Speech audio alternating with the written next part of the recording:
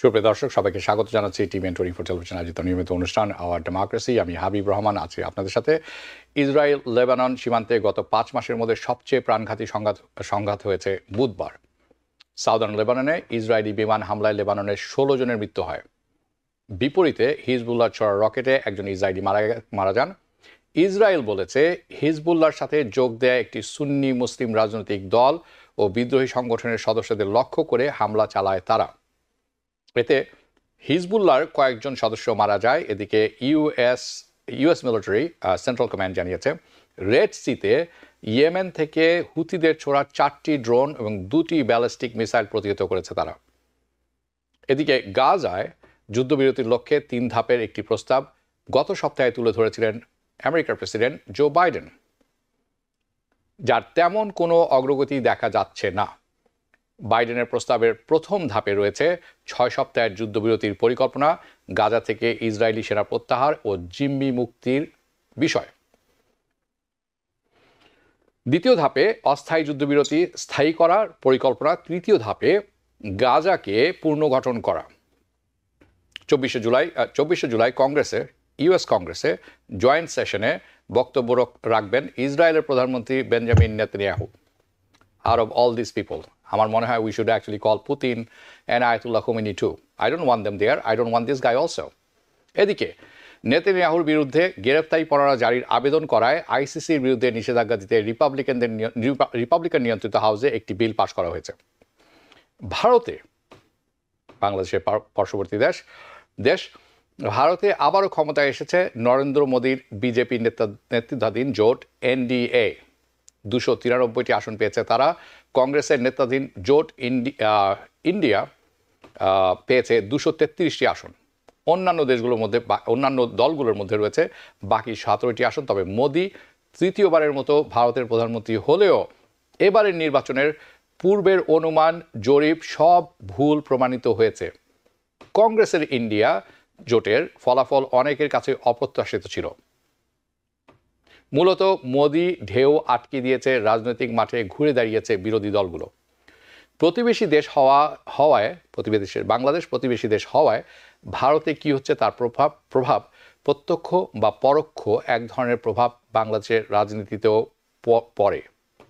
এই বিষয় নিয়েও আজকে আলোচনা থাকবে। একইভাবে আমেরিকার প্রতিবেশী দেশ মেক্সিকোতে, আমাদের প্রতিবেশী দেশ এখানে মেক্সিকোতে সম্প্রতি যে নির্বাচন শেষ হয়ে গেল, অনুষ্ঠিত হলো। মেক্সিকোর 200 বছরের ইতিহাসে প্রথম নারী প্রেসিডেন্ট নির্বাচিত হন ক্লাউডিয়া শেইনবাম। তিনি ক্ষমতাসীন বামপন্থী দল মোরানো পার্টির প্রার্থী ছিলেন, এখনও আছেন। আমেরিকার মেক্সিকোর সীমান্ত নিরাপত্তা ও শরণার্থী প্রসঙ্গ, মাদক চোরাচালান, অর্গানাইজড ক্রাইম এবং বাণিজ্য সহ নানা বিষয় রয়েছে। প্রত্যক্ষ এবং পরোক্ষভাবে আমেরিকার স্বার্থের সাথে এই সমস্ত বিষয় জড়িত। এইসব বিষয় নিয়ে আলোচনা থাকবে আজকে। এবং শরণার্থী ও সীমান্ত নিরাপত্তা প্রসঙ্গ ধরেই দেশের আমেরিকার অভ্যন্তরীণ প্রসঙ্গে আলোচনা করতে চাই। শরণার্থী অনুপ্রবেশ ঠেকাতে প্রেসিডেন্ট বাইডেন জারি করেছেন নতুন নির্বাহী আদেশ। এবং আরেকটি বিষয়, তা হলো সাবেক প্রেসিডেন্ট ট্রাম্পের হাসমানি মামলায় দোষী সাব্যস্ত হওয়া এবং তার বিরুদ্ধে চলমান মামলার কারণে ট্রাম্পের যে রাজনৈতিক পতন অনেকে মনে করছেন, এই বিষয়টিও আলোচনায় থাকবে। আওয়ার ডেমোক্রেসি অনুষ্ঠানে আজ আমাদের সাথে অতিথি হিসেবে যুক্ত হয়েছেন আমাদের দুজন নিয়মিত আলোচক। স্বাগত জানাচ্ছি হাসান ফেরদৌস, সাংবাদিক, লেখক, গবেষক। আশা করি শুনতে পাচ্ছেন এবং ভালো আছেন। আমাদের সাথে আরও আছেন professor doctor Mohammad Khalequzzaman, Commonwealth University of Pennsylvania. স্বাগত জানাচ্ছি আপনাকেও। আমি খালেকুজ্জামান, আপনার কাছে প্রথমে চলে যাব। এই যে ভারতের নির্বাচন অনুষ্ঠিত হয়ে গেল, আমি আপনার রিয়াকশনটি শুনতে চাই। জি, ধন্যবাদ আপনাকে।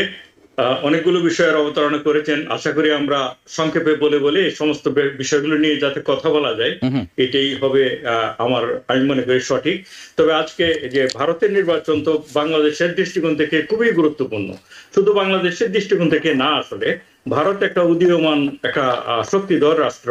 সেই হিসাবে পৃথিবীর যে প্রেক্ষাপট, সেখানেও ভারতের কারা ক্ষমতায় আছে, কারা আসলো, এটা অনেক বেশি ইম্পর্টেন্ট।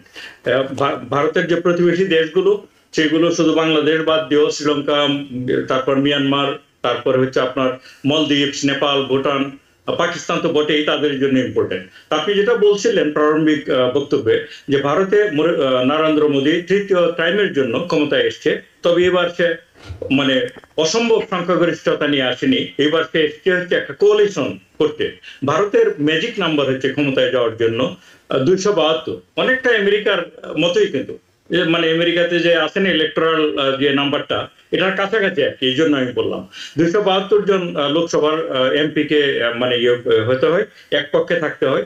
নরেন্দ্র মোদী নিজের দল যেটা বিজেপি, তারা 242টি আসন পেয়েছে, মানে 30টা কম। যার জন্য তারা এনডিএ, তাদের যে অ্যালায়েন্স, ন্যাশনাল ডেমোক্রেটিক অ্যালায়েন্স, তাদেরকে সঙ্গে নিয়ে সর্বমোট 293টা, অর্থাৎ 20টা আসন বেশি পেয়ে তারা ক্ষমতায় আছে। তবে এইবারে নরেন্দ্র মোদীর ক্ষমতায় আসাটা আর আগের দুইবারের সাথে ব্যাপক একটা ডিফারেন্স রয়েছে। ডিফারেন্সটা এই জন্য যেটা বলেন কোয়ালিশন সরকার। এর মানে হচ্ছে যে তার বিরুদ্ধে প্রচন্ড একটা বিরোধী দল এবার শক্তিমত্তা দেখিয়েছে। এর মধ্যে মূলত যেখানে যেখানে নরেন্দ্র মোদী ভালো করার কথা ছিল, সেই জায়গাগুলিতে সে খারাপ করেছে। যেমন ইউপি, উত্তরপ্রদেশ আর কি, সবচেয়ে বড় যে পপুলাস রাষ্ট্র, 200 মিলিয়ন লোক এখানে বাস করে, এবং এটাকে বলা হয় আর কি, ওদের হিন্দি বেল্ট বলা হয়। এটা বিজেপির শক্ত শিবির, সেখানে ওরা ভালো করেনি এবার। তারপরে যে কৃষি প্রধান রাষ্ট্রগুলো, যেমন হরিয়ানা, তারপরে হচ্ছে আপনার এমনকি পশ্চিমবঙ্গ, তারপরে হচ্ছে মহারাষ্ট্র, এগুলিতে ওরা ভালো করেনি। তা কৃষকদের সমস্যাটা তারা ভালোভাবে ডিল করেনি যে মোদীর সরকার। আনএমপ্লয়মেন্ট রেট অনেক বেশি ছিল ইন্ডিয়াতে, এই জন্য ভালো করেনি। প্লাস হচ্ছে ইনফ্লেশন রেট তো আছে, সারা পৃথিবীর মতো ভারতেও রয়েছে। তা নরেন্দ্র মোদী ক্ষমতায় এসছে সত্য, কিন্তু খুব জোরে জোরে আসেনি, তাকে একটু রয়েছে চলতে হবে। যার জন্য যেমন তার যে বড় অ্যালায়েন্স, বড় এলাই হচ্ছে নীতিশ কুমার, বিহারের যে আপনার জনতা দলের, ইউনাইটেড জনতা দলের, এবং হচ্ছে চন্দ্রবাবু নাইডু, যেটা হচ্ছে ইয়ের আর কি, ওই যে সাউথের তাদের সহযোগিতা নিয়ে ক্ষমতা আসতে হয়েছে। তারা কিন্তু দুইজন আগেও নরেন্দ্র মোদীর সাথে ছিল, কিন্তু আবার তার দল ছেড়ে চলে গেছিল। দল বলবো না, তার ঝোল। তাহলে হচ্ছে কি, আমি যেটা বলতে চাচ্ছি, তার যে অ্যালায়েন্সটা, এটা অনেকটা টুনকো। এবারে যে সরকারের অ্যালায়েন্সটা, ওই দুইজন দর কষাকষিতে যে কোনো সময় আবার চলেও যেতে পারে, তারা গিয়ে কিন্তু অতীতে দেখিয়েছে। এরই মধ্যে তারা বিশেষ করে নীতিশ কুমার বড় বড় 4টা মন্ত্রিসভার দাবি করেছে, যেমন এগ্রিকালচার, তার জলশক্তি, তারপর রেলওয়ে, এগুলি খুব ইম্পর্টেন্ট মন্ত্রিসভা। তো তাদের যে এমপির সংখ্যা এর আগে নীতিশ কুমারের, সেই অনুপাতে সে বরং অনেক বেশি দাবি করেছে। সুতরাং তাতেই বোঝা যায় যে নরেন্দ্র মোদীর যে জোট সরকার, এটা অতটা শক্ত মাটির উপর দাঁড়িয়ে নেই। এবার দেখা যাক কি হয়। জি, ধন্যবাদ আপনাকে। আমি যাব হাসান ফেরদৌস আপনার কাছে। আমরা কিছুটা হলেও শুনলাম প্রফেসর খালেকুজ্জামানের কাছে।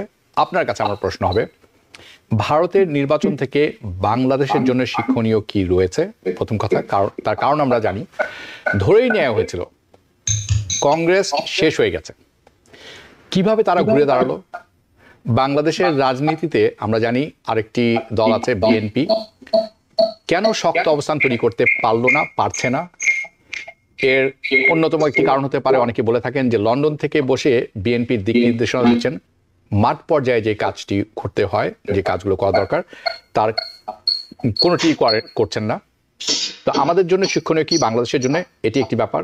দ্বিতীয়টি হচ্ছে পলিটিক্যাল রিয়ালিটি, যেটি আপনি কিছুটা হলেও আলাপ করেছি। Did Bangladesh government, current government or system, fail the democratic governance?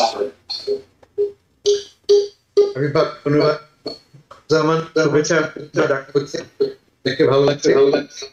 আমাদের দেখা, তাহলে আমাদের প্রতিবেশী দেশ থেকে 65 কোটি মানুষ, 50 মিলিয়ন মানুষ সপ্তাহ ব্যাপী করে, তখন দেখবেন যে একটা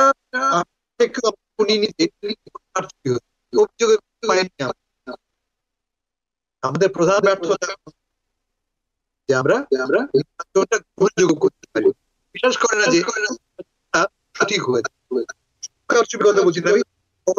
আজকে দেখতে, আজকে আমাদের নির্বাচনের সময় এই ভোটারদের পয়সা দিয়ে রাখা মন্ত্রী তার কনস্টিটিউয়েন্সি পয়সা দিয়ে আইনে দাঁড় করিয়ে যোগ করতে। ভারতে এই বিশাল কোন অভিযোগ নেই, পারে আমরা পারি। Because people sneeze. Because not everyone washes their hands. Because kids touch a lot of things. Set a date to get your COVID shot and RSV if eligible. Because if you're wondering, should I get my COVID shot? Think about other people.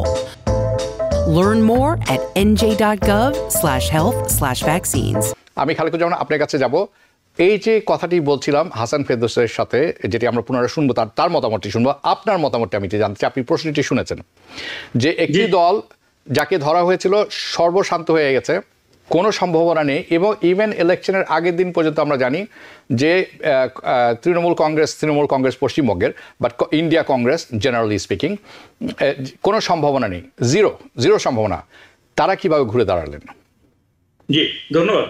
এটা খুবই গুরুত্বপূর্ণ প্রশ্ন, এবং এর থেকে আমাদের দেশের কথা আপনি এনেছিলেন, মানে বাংলাদেশের কথা, তাদের অনেক শিক্ষার ব্যাপার রয়েছে। কি কারণে তারা ঘুরে দাঁড়ালো? আমার যে দৃষ্টিভঙ্গিটা সেটাই তো আমি তুলে ধরবো, তাই না? আমার দৃষ্টিভঙ্গিতে আমি যেটা বুঝেছি সেটা হচ্ছে যে কংগ্রেস এই বছর দুটো কারণে, একটা হচ্ছে নরেন্দ্র মোদীর যে দল, তারা শুধু ধর্মটাকে ব্যবহার করে, হিন্দুত্ববাদকে ব্যবহার করে এগিয়ে নিয়ে যেতে চেষ্টা করেছে।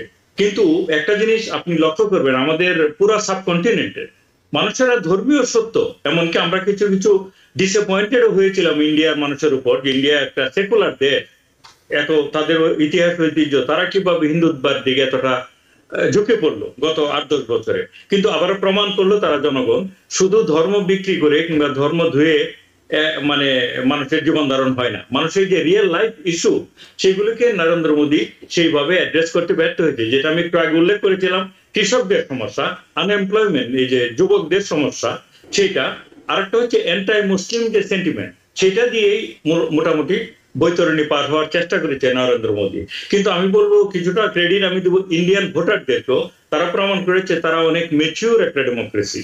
অন্য অনেক ব্যাপারে ইন্ডিয়ার সাথে আমাদের মানে বিবাদ রয়েছে, বাংলাদেশের সাথে পানি সংকট নিয়ে, এগুলো আমি অন্য আলোচনা, কিন্তু তাদের ডেমোক্রেসি অনেক ম্যাচিউর।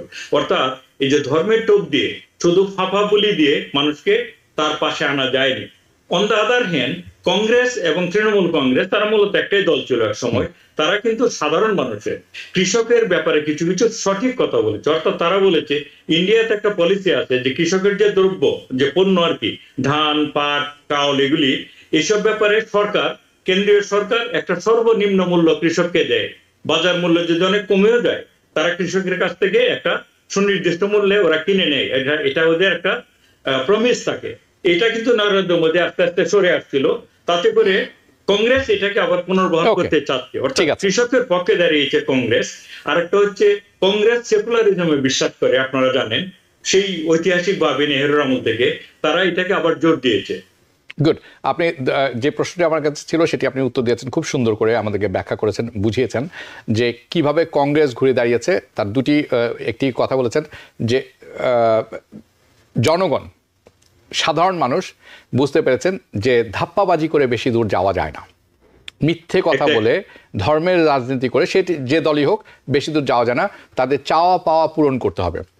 দ্বিতীয় কথাটি আপনি বলেছেন যে তৃণমূল কংগ্রেস তারা ঠিক তাদের যে কার্যক্রমটি চালিয়ে গেছেন, তাদের মতো কাজ করে গেছেন। এবং আরেকটি ব্যাপার আপনি খুব গুরুত্বপূর্ণ বলেছেন যে তাদের ডেমোক্রেসি আমাদের চেয়ে, বাংলাদেশের চেয়ে অনেক শক্ত এবং অনেক মজবুত, টেকসই গণতন্ত্র যেটিকে আমরা বলে থাকি, যার প্রভাব আমরা নির্বাচনে দেখতে পেলাম। আমার পরবর্তী ফলো আপটা হবে, আমরা এরকম প্রভাবটি কেন বাংলাদেশে দেখতে পাই না নির্বাচনে, এবং যখন যে সরকার থাকেন ক্ষমতায় তারা নির্বাচনকে প্রভাবিত করেন বলে সবসময় শোনা যায়, এবং তার বিভিন্ন রকম কাভারেজ আমরা দেখে থাকি, এবং অনেকেই বলে থাকেন যে এটি সত্য। এটি যদি সত্য হয়ে থাকে তাহলে যে ডেমোক্রেটিক গভর্নেন্স, তার অর্থ হচ্ছে বাংলাদেশে খুব দুর্বল। এটি একটি ব্যাপার, আপনার কাছে আমি শুনবো। দ্বিতীয় ব্যাপার হচ্ছে যে কাজটি বিরোধী দল হিসেবে করা উচিত, বাংলাদেশের একমাত্র বিরোধী দল আমি বলবো বিএনপি, বাকি সব কটি হচ্ছে নাম কওয়াস্তের দল। এটির কোনো অস্তিত্ব এবং কোনো প্ল্যান পরিকল্পনা কিছুই নেই, কাজেই তাদেরকে নাম কওয়াস্তের দল আমি ধরে নিচ্ছি। তার মানে একমাত্র বিরোধী দল থাকবে বিএনপি বা আছে, কিন্তু তাদের কোনো রকম কার্যক্রম আমরা দেখতে পাই না। এবং তাদের দলের যে বড় নেতা আছেন এবং তিনি বসে আছেন লন্ডনে, সেখান থেকে তিনি বিভিন্ন রকম নির্দেশ দিচ্ছেন। এই যে এই নির্দেশনা দেওয়া হয় এবং কোনো রকম এই বিএনপি যার জন্য ঘুরে দাঁড়াতে পারে না বলে অনেকে মনে করেন। আপনি কি মনে করেন বিএনপি তাদের ঘুরে না দাঁড়ানোর কারণ একটি অন্যতম তারা নিজেরাই দায়ী? এটা অসম্ভব গুরুত্বপূর্ণ একটা প্রশ্ন আপনি করেছেন, যে আমরা পাশাপাশি দেশ, কিন্তু ভারতের গণতন্ত্রটা এত সুনির্দিষ্ট এত শক্তপোক্ত কিভাবে হলো? আমি যতটা জানি এটার দুটো কারণ। একটা হচ্ছে ভারত তার জন্মলগ্নের পর থেকেই গণতন্ত্রটাকেই তারা জোর দিয়েছে, এবং গণতন্ত্রের যে ইনস্টিটিউশনগুলো, প্রতিষ্ঠানগুলো, নির্বাচন কমিশন, বিচার বিভাগ, সেগুলোকে তারা তাদের মতো করে নিজের প্রয়োজনে সমস্ত দলে এটার প্রতি কমিটেড, যে ইনস্টিটিউশনগুলির প্রতি আমাদের সম্মান রাখতে হবে, তাদেরকে মেনে চলতে হবে, এবং সেইভাবেই তাদেরকে স্বাধীনভাবে চলার যে কালচারটা তারা গ্রো করেছে। বাংলাদেশ এটা হয়নি, কখনোই হয়নি। এটা একটা কারণ, ইনস্টিটিউশন গুলো ভারতের। আপনি দেখেন যে মানে 100 কোটি মানুষ ভোট দিয়েছে ভারতে, মানে 1 বিলিয়ন, ক্লোজ টু 1 বিলিয়ন। সেখানে ভোটে সেরকম কিন্তু বিরোধী দল কোন ধরনের করেনি যে আমরা হেরে গেছি এই জন্য আমরা এই ভোট মানবো না, এরকম কথা হয়নি। ঠিক আছে, কিন্তু বাংলাদেশ এটা হরহই হয়। বাংলাদেশ আমাদের প্রতিষ্ঠানগুলোকে সেইভাবে গড়ে তুলেনি। ঠিক আছে, এটি আমি আপনার সাথে একমত যে বাংলাদেশে যে দল যখন আসে, এক দল বিএনপি যখন আসে, তখন তাদের নেতা যিনি আছেন সাবেক প্রেসিডেন্ট জিয়াউর রহমানের গুণগান গিয়ে শেষ করে ফেলেন এবং চামচামির সীমা থাকে না এবং দুর্নীতির চরমে থাকেন। আবার এখন বর্তমানে যে সরকার আছেন তাদের অবস্থান এরকম, জাতির পিতাকে চাও না গণতন্ত্র চাও, এমন একটি ব্যাপার তারা করে দাঁড়িয়েছেন। কিন্তু এই দুটির ফাঁকে বিরোধী দলের যে ভূমিকা থাকে জনগণকে নিয়ে, সোশ্যাল ওয়ার্ক নিয়ে, এটির কোনোটি আমরা দেখতে পাই না বিএনপির কাছ থেকে। তো এই যে ব্যর্থতার জন্য তারা কতখানি দায়ী এবং এর থেকে বের হয়ে আসার জন্য তাদের কি করা উচিত? এক্স্যাক্টলি, আপনি কিন্তু অলরেডি প্রশ্নটার অনেকাংশে উত্তর সঠিকভাবে আপনি আলোচনা করেছেন, যে বিরোধিতার নামে বিরোধিতা করলে মানুষ খুব বেশি দিন তাদের পিছনে যায় না। যেটা আমি বললাম যে বিএনপি দেখুন এত বড় একটা দল, তারা জনগণের যে ইস্যু, বাংলাদেশের জনগণের তো একটা দুইটা সমস্যা না, সেখানে দ্রব্যমূল্যের ঊর্ধ্বগতি থেকে শুরু করে আইনহীনতা, তারপরে হচ্ছে টাকা পাচার হয়ে যাওয়া বাংলাদেশ থেকে, তারপরে হচ্ছে যে দ্রব্যমূল্যের ঊর্ধ্বগতি, গুম, হত্যা, খুন, এইসব ইস্যুতে বিএনপিকে কখনো কিন্তু আন্দোলন করতে দেখা যায় না। তাদের আন্দোলনের প্রধান ইস্যুই হচ্ছে খালেদা জিয়াকে মুক্তি দিতে হবে, তারেক জিয়াকে আবার বাংলাদেশে নিয়ে আসতে হবে। জনগণের যে ইস্যু, সেগুলি নিয়ে তারা সেইভাবে আন্দোলনও করে না, সেইভাবে তার আন্দোলন গড়েও তোলে না, সেইভাবে তারা মানুষকে পাশেও পায় না। এই জন্য অর্থাৎ তাদের ইস্যুটা খুব ন্যারো। এই জন্য আর আপনি যেটা বলছেন এখান থেকে বেরিয়ে আসার স্কোপ কি, বেরিয়ে আসাটা যতক্ষণ পর্যন্ত তারা তাদের নিজস্ব লিমিটেশন গুলি বুঝতে না পারবে, আমাদেরকে জনগণের ইস্যু নিয়ে কথা বলতে হবে, তাদেরকে পাশে কে নেতা রইল সেটা বড় কথা না। ধন্যবাদ। আমাদের সাথে হাসান ফেরদৌস পুনরায় যোগ দিয়েছেন। হাসান ফেরদৌস, আপনি কি শুনতে পাচ্ছেন আমাকে? ওকে, যে কথাটি আপনার কাছে শুনছিলাম আপনি সেখান থেকে শুরু করতে পারেন। আমার প্রথম কথা হচ্ছে যে কাজটা ভারত পারে সে কাজটা আমরা পারি না কেন? আমি এভাবে একটু বলেছিলাম, ভারতে বিশাল একটা নির্বাচনের জগের আয়োজন করলো, কোন রকমের অভিযোগ ছাড়া, কার্যত কোনো অভিযোগ নেই। নির্বাচন ভোট দেওয়ার আগে অভিযোগ হয়েছিল, ভোটের আগে অভিযোগ করা হয়েছিল যে কারচুপি হতে পারে। নির্বাচন কমিশনার বলেন প্রমাণ দাও, 8টার মধ্যে, আজকে 8টার মধ্যে প্রমাণ দিলে তোমাকে শুনবো, প্রমাণ দিতে পারেন তারা। তার মানেটা কি? আমাদের সঙ্গে তফাৎটা হচ্ছে যে ভারতে একটা খুব শক্তিশালী ইন্ডিপেন্ডেন্ট স্বতন্ত্র নির্বাচনী কমিশন আছে, আমাদের নেই। আমি আপনাকে এক্সাম্পল দিচ্ছিলাম, আজকে পত্রিকাটি খবর এসে যে নোয়াখালীতে আমাদের ওয়াজুল খাদের সাহেবের ভাই অভিযোগ করছে, তিনি আওয়ামী লীগের সভাপতি, সেখানে নির্বাচনের দিন মেয়েদের পয়সা দিয়ে লাইন দিয়ে দাঁড় করে রাখা হয়েছে। তবে কি পরিমাণ অনিয়ম ঘটেছে? প্রধান কারণ হচ্ছে যে আমাদের প্রতিষ্ঠান গড়তে ব্যর্থতা। সর্বক্ষেত্রে আমি ফোকাস করছি ইলেকশন, নির্বাচন ক্ষেত্রে আমাদের প্রয়োজন একটা শক্ত একটা স্বতন্ত্র নির্বাচন কমিশন, এটা প্রথম পক্ষ। আমি আসছি নির্বাচন প্রসঙ্গটা আমি শুনতে চাই আপনার কাছে আর একটু বিস্তারিতভাবে। আমাদের নিতে হচ্ছে ছোট্ট একটি বিরতি, আপনারা যাবেন না কোথাও। Because people sneeze. Because not everyone washes their hands. Because kids touch a lot of things. Set a date to get your COVID shot and RSV if eligible. Because if you're wondering, should I get my COVID shot? Think about other people. Learn more at nj.gov/health/vaccines. বিরতির পর পুনরায় স্বাগত জানাচ্ছি hour democracy অনুষ্ঠানে। আমি সরাসরি চলে যাবো হাসান ফেরদৌস আপনার কাছে। আপনি নির্বাচন কমিশন নিয়ে কথা বলছিলেন, আমি চাই আপনি সেখান থেকে শুরু করুন। প্রথম শিক্ষাটা কি হলো, আমাদের 1 নম্বর শিক্ষা প্রতিষ্ঠান করতে হয়, ইনক্লুডিং এডুকেশন কমিশন। 2 নম্বর ভারতে কি করতেছে, ভারতের নির্বাচনটা মোদী সাহেব পুরোটাই অ্যাবাউট হিমসেলফ করেছে। ইট was about Modi.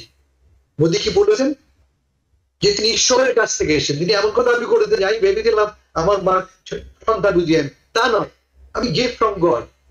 So he made himself the focus of election. দেশের মানুষের প্রয়োজন কি, তার চাহিদা কি, দাবি কি, তা নয় আমি। মোদীর আগে কি বলেন, Modi promise, Modi's commitment. Modi commit করেছে, ডেলিভার দিব আমি। পুরো ব্যাপারটা মোদী শিখিয়ে আমাদের দেশের টেন্ডেন্সিটা আছে কালচার অফ পার্সোনালিটি, ব্যক্তিকে প্রাধান্য দেব, দেশের মানুষের স্বার্থের মধ্যে ব্যক্তিকে প্রাধান্য দেব। আমি ভেঙে বলছি না, কারণ রাজনৈতিক বিতর্ক হতে পারে, আপনারা বুঝে নেবেন। 2 নম্বর। 3 নম্বর, ভারতে যেটা ঘটেছে আমরা দেখেছি যে মোদীর কারণে কর্তৃত্ববাদী রাষ্ট্র ব্যবস্থা গড়ে উঠেছে। মোদীর কারণে এই যে নির্বাচন হয়ে গেল, নির্বাচন আগে সমস্ত এক্সিট পরে কি বলেছে, মোদী প্রায় 400 ভোট পাবে, সিট পাবে, মিনিমাম 380 পাবে, সমস্ত এক্সিট করলে। এটা কেন ঘটবে জানেন? মূলত ভারতের সমস্ত তথ্য ব্যবস্থা সরকারের নিয়ন্ত্রণে, ইনক্লুডিং পোল থেকে। তার মানে মত প্রকাশে কোনো স্বাধীনতা নেই। যেন আপনি গেছেন কারোর কাছে, ভাই তুমি কাকে ভোট দিবা, আপনি সত্যি কথা বলেননি ভয় থেকে, ভীতি থেকে। ফলে মোদী সাহেব তার প্রকৃত অবস্থা বুঝতে পারেননি, আমরাও বুঝতে পারি বাইরে থেকে। বাংলাদেশেও আমরা দেখছি ক্রিপিং অথরিটারিজম, এই কর্তৃত্ববাদ ক্রমান্বয়ে বাড়ছে সর্বক্ষেত্রে। আমাদের মিডিয়া তো কমপ্লিটলি সরকারি নিয়ন্ত্রণের মধ্যে রয়েছে, আমরা ভালো করে জানি আমরা কি কথা বলবো কি কথা বলবো না আগে থেকে বলে দেওয়া হয়। কেমন? ফলে শিক্ষা হচ্ছে যে মানুষ প্রত্যাখ্যান করবে যখন সুযোগ তারা পাবে কর্তৃত্ববাদকে। 4 ভেরি সিগনিফিকেন্ট হচ্ছে এই নির্বাচনে মোদীর ধর্মভিত্তিক রাজনীতি প্রত্যাখ্যান করা হয়েছে। মোদী রাজনীতি সকল কেন্দ্রে কি ছিল, মুসলমান বিরোধিতা। নির্বাচন আগে তিনি কি বললেন, যে মুসলমান ইনফিলট্রেটার্স, তারা বহিরাগত, 1000 বছর ধরে বাস করছে দেশে, আমি জন্ম হয়েছে, আমি আমাকে বলা হলো বহিরাগত। ফলটা কি দাঁড়ালো, মোদী ব্যক্তিগত ভাবে পরাচরণ কোথায়, তার বারাণসী তার কনস্টিটিউয়েন্সিতে তিনি পেয়েছিলেন, আগের বার তিনি পেয়েছিলেন 4.3 লক্ষ ভোট, ব্যবধান তার 1.3, অলমোস্ট 3 লক্ষ ভোট তিনি কম পেয়েছেন। অযোধ্যা সেই রাম মন্দির নির্মাণ করা হয়েছে, রাম মন্দির হিন্দুত্ববাদের সিম্বল, তো সেখানে পরাস্ত হয়েছেন কি বিজেপির ক্যান্ডিডেট, এবং 1.5 লক্ষ ভোটে। কেন? সাধারণ লোক প্রত্যাখ্যান করছে ধর্মভিত্তিক রাজনীতিকে। এটা কেমন? 4। 5 নম্বর, খুব স্মার্ট অপোজিশন পলিটিক্স। আপনারা কথা বলা শুরু করেছিলেন রাহুল গান্ধী, গত 3 বছর ধরে পদযাত্রা করছেন, কেটে বেড়াচ্ছেন দেশের এক প্রান্ত থেকে অন্য প্রান্তে। এর মানে কি? কন্ট্যাক্ট করা, যোগাযোগ করা, প্রত্যেক লোক ছুঁয়ে দেখা, ভাই আমি তোর পাশে আছি, আমি তোর কথা শুনতে আসছি। আমি রাজনীতির প্রধান শক্তি হচ্ছে মানুষের সঙ্গে সম্পর্ক স্থাপন। আমাদের দেশের বিরোধীরা ব্যাপারটা বোঝেই, আপনারা বলা শুরু করেছিলেন, আমি আপনাকে আবারও বলি, যদি না দল গ্রাসরুটস থেকে তৃণমূল পর্যায়ে গঠন করতে না পারে, যদি মানুষের সংযোগ না থাকে, সে দল কখন টিকবে না। তার দলের লক্ষ্য যদি শুধুমাত্র 1-2 জন রাজনীতিকের স্বার্থ রক্ষা হয়, সে দল টিকবে না। রাজনীতির মূল লক্ষ্য হবে দেশের মানুষের স্বার্থ রক্ষা করা, যাদের দাবিকে প্রজেক্ট করা। আমাদের দেশের বিরোধী দল এটা করতে পারে না। কেমন? ফাইনালি বলবো আমি, পরিবর্তনটা কি করছে ভারতের রাজনীতিতে। মোদী গত পরপর 2 বছর 3 বছর আগেও গুজরাটে তিনি এককভাবে দেশ চালনা করেছেন, তিনি এরা সিট পেয়েছেন, ইট হাজ নিড কোয়ালিশন। এবার তাকে বাধ্য হতে হচ্ছে কোয়ালিশনে। তার মানেটা কি, তাকে টিকে থাকতে হলে অন্যের উপর ডিপেন্ড করতে হবে। একই কাজটা কিন্তু অপোজিশনও করেছে, অপোজিশনও কিন্তু কোয়ালিশন বিল্ড করেছে, লাইক মাইন্ড পার্টি নিয়ে। এই যে ইন্ডিয়া কোয়ালিশন বলি আমরা কংগ্রেস আয়ের নেতৃত্বে, তা অনেকগুলি দলের অনেকগুলি মতের একটা কমন একটা ন্যূনতম কর্মসূচির ভিত্তিতে গঠিত একটি প্ল্যাটফর্ম। যদি আমাদের দেশে বিরোধী দলকে এগোতে হয়, তাদেরকে এই ন্যূনতম কর্মসূচির ভিত্তিতে ঐক্যমত প্রতিষ্ঠা করতে হবে। অন্যথায় তারা কোনোভাবেই একটা সুপ্রতিষ্ঠিত দল, সুপ্রতিষ্ঠিত সরকার, সরকারি ব্যবস্থা, মানে সিস্টেম অফ গভর্নেন্স পুরোটাই যা আপনার বিরুদ্ধে আপনি বিট করতে পারবেন না। তাকে বিট করার একটাই পথ যে আপনি অনেককে নিয়ে একটা ব্রড বেস, কিন্তু মিনিমাম প্রোগ্রামের ভিত্তিতে। ব্রড বেস প্ল্যাটফর্মের সমস্যা কি, অনেক মত থাকে, অনেক দাবি থাকে, অনেক দাবি নিয়ে দাঁড়ালে প্ল্যাটফর্ম গড়া যায় না। তখন কি করতে হয়, একটা মিনিমাম কর্মসূচি দেয়। এই 3টে কর্মসূচি আমাদের, এই ব্যাপারে আমরা সবাই একমত, বা 5টা কর্মসূচি এইটি করতে হবে। এটা করতে আমাদের বিরোধীরা ব্যর্থ হয়েছে। ওকে, আমি আপনার সাথে একমত, খুব সুন্দর করে বিশ্লেষণ করেছেন। আরেকটি ব্যাপার আমি না বললেই নয়, সেটি হচ্ছে বিরোধী দল যাদেরকে বলা হয় বিএনপি, তাদের যে নেতা তারা কখনো তৃণমূল পর্যায়ে কাজ করেননি। বাবা মা প্রধানমন্ত্রী এবং সরকার প্রধান থাকার ফলে তারা রাজনীতিতে এসেছেন, এবং যখন তাদের দলে ভালো কোনো লোক এসেছে যার নেতৃত্ব দেওয়ার যোগ্যতা রাখার মনে করে অনেকে, তাদেরকে লাঞ্ছিত করে বের করে দেওয়া হয়েছে। কাজেই তাদের কাছ থেকে ভালো কিছু আশা করা যাবে এটা আমি মনে করি না। কিন্তু তৃণমূল পর্যায়ে যে দল কাজ করবে না তাদের সর্বনাশ অবধারিত। যে দল শুধুমাত্র ধর্মের ভিত্তিতে রাজনীতি করবে তাদের সর্বনাশ অবধারিত, এবং যে ইতিহাস থেকে শিক্ষা নেবে না তাদের পরাজয় অবশ্যম্ভাবী। এবং সেটি দুঃখজনক হলেও সত্য যে আমরা ইতিহাস থেকে শিক্ষা নেই না। আসছি বাইডেনের প্রসঙ্গে, যিনি আজন্ম জায়নিস্ট। আমি আপনার কাছে থাকবো কারণ আপনার কাছ থেকে অনেক কিছু শোনা হয়নি অনুষ্ঠানের শুরু থেকে, আমি দুঃখিত। গাজায় যুদ্ধবিরতি, প্রেসিডেন্ট বাইডেনের প্রস্তাব 3 দফার, এটি কেন কার্যকর হচ্ছে না আমরা আজও দেখেছি। গাজা, সেন্ট্রাল গাজাতে ইউএন স্কুলে বোমা বর্ষণ করা হয়েছে এবং সেখানে নিরীহ মানুষ মারা গেছে। একই প্রেডিকেটর অর প্রিকারসর যে সেখানে হামাসের লোক ছিল, এটি একটি ব্যাপার। সেকেন্ড হচ্ছে আইসিসির গ্রেফতারি পরোয়ানার বিরুদ্ধে একটি বিল পাশ করা হয়েছে, এবং তৃতীয় হচ্ছে loaded question. Please remember, UN একটি নতুন জারি করেছে ইসরায়েলি সরকারের বিরুদ্ধে। এটিও আমি ছোট্ট করে আপনার কাছে শুনবো, আমাদের হাতে সময় কম, কাজে আপনি একটু যদি সংক্ষিপ্ত করে আমাদেরকে তুলে ধরেন। আমি আমাদের প্রেসিডেন্ট শাক দিয়ে মাছ ঢাকার চেষ্টা করছেন। ওকে, শাক দিয়ে মাছ ঢাকার চেষ্টা করছেন। তিনি একদিকে চেষ্টা করছেন বিবি নেতানিয়াহুকে রক্ষা করতে, অন্যদিকে আমাদের বুঝতেছেন যে তিনি প্যালেস্টাইনের সাথে আছেন। আমি তো বোকা মানুষ নই, আমরা তো সবসময় কিছু লোককে বোকা বানানো যায়, সবসময় সব লোককে বোকা বানানো যায় না, এটা পুরোনো প্রবাদ। বাইডেন সাহেব ব্যর্থ হচ্ছে আমাদেরকে কনভিন্স করতে, যা তিনি চান তা তিনি জেনুইনলি চান। একটা প্রমাণ দিই আমি, তিনি বললেন যে তিনি অ্যাডমিট করলেন যে আমাদের বোমা দিয়ে, আমাদের পাঠানো বোমা দিয়ে হামলা হয়েছে, তাতে রাফাতে প্যালেস্টাইন মারা গেছে। আমাদের বোমা 2000 পাউন্ড বোমা হামলা হয়েছে, মারা, তার মানে আমাদের হাতে রক্তের দাগ। তিনি স্বীকার করছেন। পরক্ষণে তিনি বলেছেন যে না, আমি মনে করি না যে এখানে জেনোসাইড হচ্ছে। স্ববিরোধী কথাবার্তা। 2 নম্বর, তিনি একটা রেড লাইন দিয়েছেন, এই অতিক্রম করলে আমি বলবো তোমাকে আমি অস্ত্র পাঠাবো না। তিনি অস্ত্র পাঠানো পজ দিলেন, বিরতি দিলেন। তার ঠিক 2-3 দিন পর তিনি কংগ্রেসে $1 বিলিয়ন নতুন অস্ত্র পাঠানোর প্রস্তাব পাঠালেন।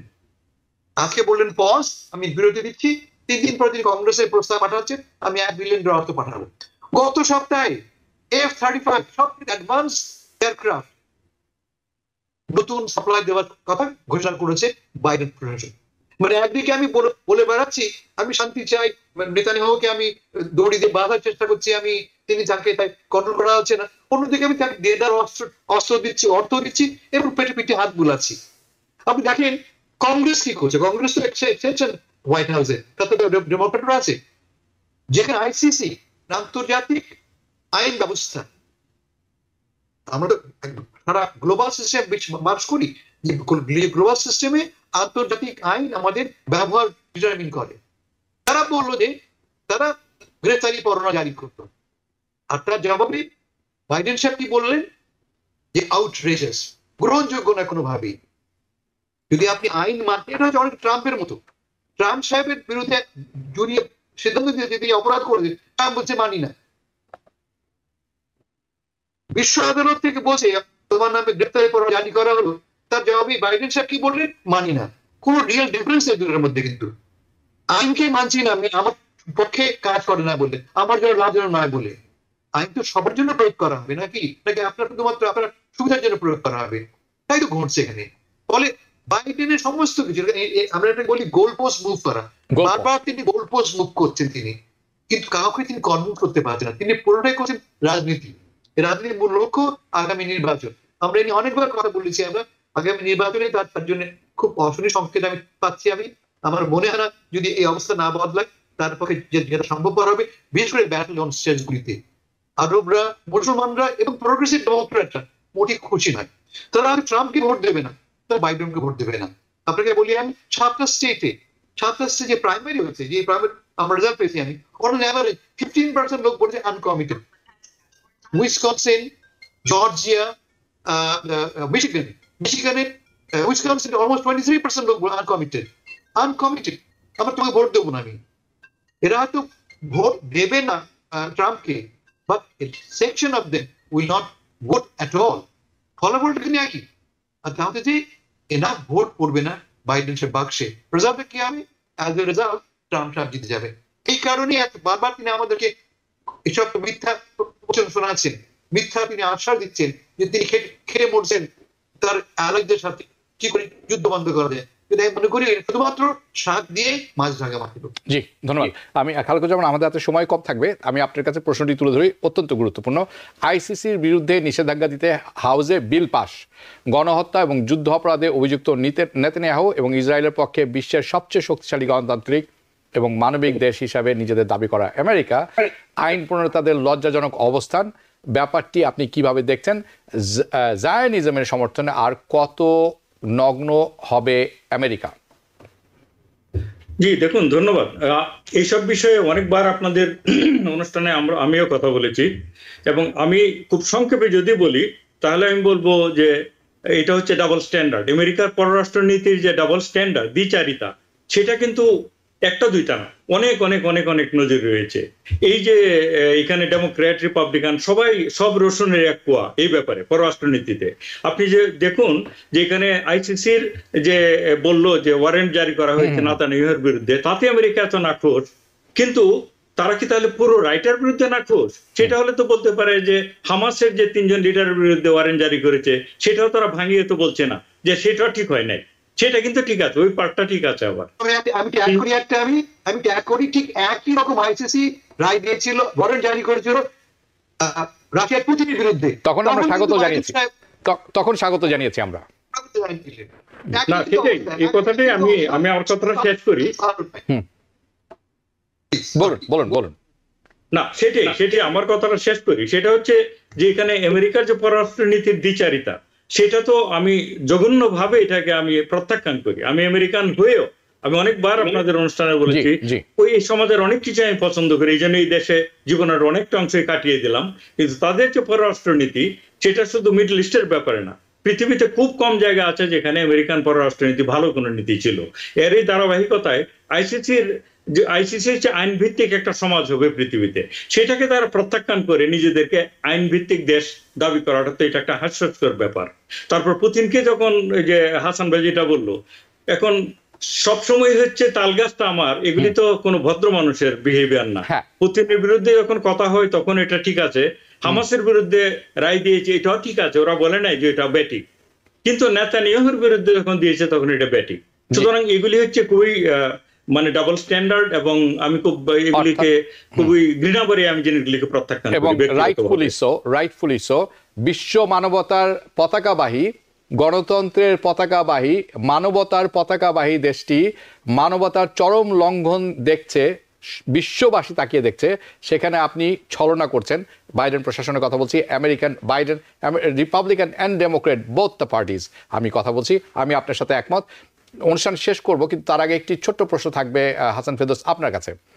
সম্প্রতি বাইডেন একটি নতুন প্রেসিডেন্সিয়াল এক্সিকিউটিভ অর্ডার দিয়েছেন, সেটি দেশের দক্ষিণ সীমান্তের শরণার্থীর ঢল ঠেকাতে। অনেকেই বলছেন এটি প্রেসিডেন্ট ট্রাম্পের যেই আদেশটি ছিল এটির হুবহু আরেকটি কপি। নির্বাচনের আগে কেন তিনি এটা করতে গেলেন? উনি কি মনে করছেন নির্বাচনের আগে এই সিদ্ধান্ত তাকে রক্ষা করবে বলে আপনি মনে করেন? ভাই, আপনি যদি সর্বশেষ জনমত জরিপ দেখেন, আমেরিকানরা 40% ব্যবধানে মনে করে যে ইমিগ্রেশন ইস্যুটা ট্রাম্প সলভ করতে পারবে। মানে 40% বেশি লোক মনে করে যে ট্রাম্পের পক্ষে সম্ভব এই ইমিগ্রেশন ইস্যুটা সলভ করা, বাইডেনের পক্ষে নয়। 40% ডিফারেন্স দুজনের মধ্যে। ফলে বাইডেনের বর্তমান যে সিদ্ধান্তটা পুরোপুরি ড্রিভেন বাই পলিটিক্স, এবং লক্ষ্য করে দেখবেন ইমিডিয়েটলি তার এই পলিটিক্স এর বিরুদ্ধে প্রতিবাদ করেছে কে? তার দলের লোকেরা। কারণ এই একই নীতি চেষ্টা করেছিল ট্রাম্প সাহেব ইম্পোজ করার জন্য, তখন এই ডেমোক্রেটরা এবং এই বাইডেন সাহেব এর বিরুদ্ধে প্রতিবাদ করেছে অমানবিক বলে, কেমন, এবং এটা বেআইনি বলে। কোর্ট আদালত। আচ্ছা, আমরা আপনার কথাটা হারিয়ে ফেলছি, বলুন। ট্রাম্প সাহেব চেষ্টা করেছিলেন এই একই ভাবে বর্ডার বন্ধ করে দিতে, তখন কিন্তু আদালত তাকে বাধ্য করেছিল তার সিদ্ধান্ত বদল করতে। একই অবস্থা হবে এখনো, যখন ট্রাম্পটা বাইডেন চেষ্টা করবেন তার সিদ্ধান্ত ইম্পোজ করতে। কারণ কংগ্রেস আমার সমর্থন নেই। ইউ নিড লেজিসলেশন, আইন হতে হবে, যে আইন প্রণয়নে আমরা এটা একটা ব্যাপার। জি, শেষ করি, সবচেয়ে বড় কথা, ইউ নিড মানি। কোনো মানি নেই, কোনো অর্থ নেই, রিসোর্স নেই, আপনি আইন করলেন কোথায়? কিভাবে আপনি বর্ডার কন্ট্রোল করবেন? $7 বিলিয়ন এক্সট্রা তারা চেয়েছিলেন বাইডেন সাহেব এর আগের বাজেট নেগোসিয়েশনে। $7 বিলিয়ন। এই যে নির্বাহী আদেশ দিলেন, একটা টাকাও কিন্তু অতিরিক্ত নেই। তো কোথেকে তিনি এই প্রবলেম সমাধান? সবটাই হচ্ছে কিছু লোককে বোকা বোঝানো যে আমি যা করার চেষ্টা করছি আমি। This will not work. Okay, so this is not going to help him. আমি অনুষ্ঠানের শেষ প্রশ্নটি করব প্রফেসর খালেকুজ্জামান আপনার কাছে। ট্রাম্পের রাজনৈতিক পতন নিয়ে তার সমর্থকদের মধ্যে যে প্রতিক্রিয়া, এতে আগামী প্রেসিডেন্ট নির্বাচনের নিরাপত্তা ঝুঁকি কতখানি বাড়ছে বলে আপনি মনে করেন? জি, নিরাপত্তার ঝুঁকি তো ট্রাম্পের কারণে অনেকভাবেই বাড়ছে, কিন্তু আমাদের সমস্যা হচ্ছে আমেরিকাতে যে আমরা আনফরচুনেটলি এমন একটা চয়েসের সামনে এসে দাঁড়ালাম 2024-এ, যেটা আমি এই দেশে 37 বছর বাস করি, 37 ইয়ার্স, কিন্তু এতটা খারাপ চয়েস আমাদের সামনে এসে বসবে। ডোনাল্ড ট্রাম্প তো হচ্ছে যে একটা ব্যান্ডিট, মানে একটা দস্যু আর কি, এক কথায় একটা এরকম একটা লোক। আর জো বাইডেন হচ্ছে স্পাইনলেস কাওয়ার্ড। এখন এই দুইজনের মধ্যে আমাদের হচ্ছে চয়েস, যে সেইখানে আমাদের জন্য এটা খুবই দুঃখজনক। কারণ এই যে বর্ডার নীতি থেকে শুরু করে ইসরায়েলকে সে বাধ্য করতে পারছে না জো বাইডেন, সেটা তো তার কোনো গাছ নেই, তার শক্তি নেই, অথবা তার সেই নেতৃত্বের গুণাবলী নেই। এবং এই দুইটা লোকের সামনে এসে আমরা দাঁড়িয়ে, আমাদের জন্য দুঃখজনক। কাজে আপনি মনে করছেন নির্বাচন নিরাপত্তা ঝুঁকি থাকতে পারে? অ্যাবসলিউটলি থাকবে। এবং আপনি ঠিকই বলেছেন, একজন হচ্ছে স্পাইনলেস কাওয়ার্ড, আরেকজন হচ্ছে total fraud. It is so unfortunate. আমি তাই মনে করি। মানে এটা এতটাই দুর্ভাগ্যজনক যে আমরা আমেরিকানরা এই দুটি পরিণতির সামনে দাঁড়িয়ে আছি। আপনার চয়েস দুটিতে সীমাবদ্ধ। একজন হচ্ছে দুর্বৃত্ত, যেটি আপনি বলেছেন, আরেকজন হচ্ছে চরম মানবতার অবমাননাকারী এই ভেরি নাইস স্পোকেন লায়ার।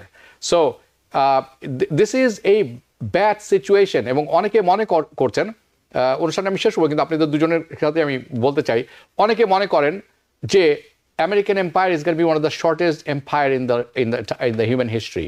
আমি জানি না সেটি কতখানি সত্য বা মিথ্যা, সেটি সময় বলে দিবে। আপনাদের কাছ থেকে আমি বিদায় নিচ্ছি। আপনারা দুজনেই ভালো থাকবেন। আপনাদের দুজনের সাথে পরবর্তীতে দেখা হবে। ধন্যবাদ। দর্শক, আপনারা যেখানে থাকবেন, যেখানে আছেন, সকালে হোক, রাত হোক, মধ্যন, পৃথিবীর বিভিন্ন জায়গা থেকে আপনার অনুষ্ঠান দেখে থাকেন। আশা করি অনুষ্ঠানটি ভালো লেগেছে। যেখানে থাকবেন ভালো থাকবেন, সুস্থ থাকবেন। শুভরাত্রি। টিভিএন 24 টেলিভিশন দেখতে আজই কল করুন 7187776556। লগ ইন করুন www.totalcablebd.com। নিউ ইয়র্ক থেকে সম্প্রচারিত TVN 24 টেলিভিশন, বিশ্বজুড়ে বাঙালির কণ্ঠস্বর।